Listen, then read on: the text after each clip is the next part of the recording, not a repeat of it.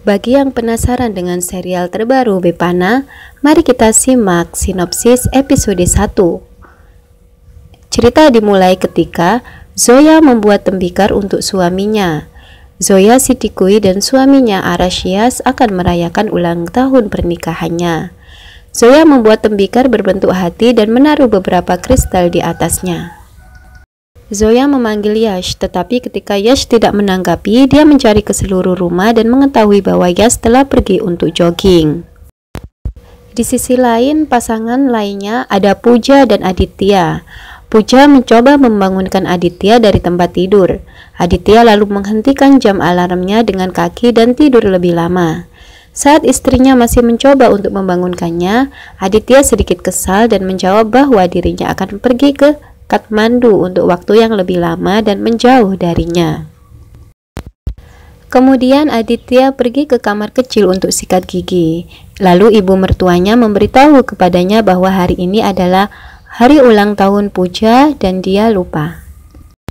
Setelah mendengar bahwa hari ini ulang tahun Pooja, Aditya menghampiri Pooja dan meminta Pooja untuk pergi ke Paris bersamanya. Tapi Pooja mengadakan pameran lain dan dia tidak setuju. Dia meminta Aditya untuk pergi ke Kathmandu dan dirinya akan pergi ke Chennai, lalu keduanya akan merayakan ulang tahunnya pada hari berikutnya. Kemudian Aditya menemukan diari Pooja dan ketika dia akan membacanya, Pooja memintanya untuk tidak membaca dan dia setuju lalu mengembalikannya ke Pooja. Pooja mengambil napas lega. Kembali ke pasangan Zoya dan Yash. Yash menerima pesan dan memutuskan untuk pergi, tetapi dia berjanji kepada Zoya bahwa dirinya akan kembali pada malam harinya dan mereka akan merayakan ulang tahun pernikahan mereka. Zoya menemukan sebuah cincin dan berpikir bahwa Yash telah memberinya. Zoya menemui Yash dan berterima kasih kepadanya. Ketika Zoya mencoba memakai cincin tersebut, ternyata itu bukan ukuran jarinya. Yash menemukan dirinya dalam situasi yang canggung karena ia tidak membeli cincin itu untuk Zoya, tetapi ia membeli cincin untuk orang lain. Kembali ke pasangan Aditya dan Pooja. Aditya adalah kapten di Angkatan Udara. Dalam penerbangannya ke Kathmandu, salah satu penumpangnya sakit dada dan dia harus mendaratkan pesawat itu di Mussoorie. Di sana dia pergi ke toko untuk membeli hadiah untuk istrinya. Aditya lalu memasuki toko, begitu juga Zoya. Keduanya mencari kado. Yang mengejutkan, keduanya ingin membeli gramofon yang hanya tersisa satu buah. Keduanya mencoba untuk merebut hadiah itu dari satu sama lain, tetapi Zoya menang dan mendapatkan hadiah ke satu tersebut. Zoya mengenal penjaga toko dan membeli hadiah yang membuat Aditya kesal. Dia lalu mengambil hadiah itu dari Zoya dan lari. Zoya lalu mengikuti dia sepanjang jalan. Ketika Aditya duduk di bangku untuk sesekali menarik nafas, Aditya dan Zoya menerima panggilan telepon dan mereka diinformasikan tentang kematian pasangannya masing-masing. Keduanya bergegas ke tempat kecelakaan dan keduanya terkejut melihat mayat pasangan mereka. Aditya melihat istrinya memegang tangan Yash dan terkejut dalam kemarahan. Zoya menyadari hal yang sama dan syok. Zoya dan Aditya lalu duduk di samping mayat pasangan mereka. Orang-orang yang berdiri di sana mulai berbicara tentang omong kosong dan ini mengganggu Aditya. Ia lalu berdiri dengan marah dan tidak menyadari lingkungan sekitarnya. Dia mulai berjalan mundur dan dia akan jatuh di parit.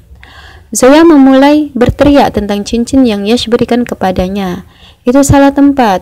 Zoya mulai berteriak dan dia mulai memisahkan tangan mereka. Aditya menemukan cincin dan berjalan menuju Zoya. Zoya mengambil cincin itu segera darinya.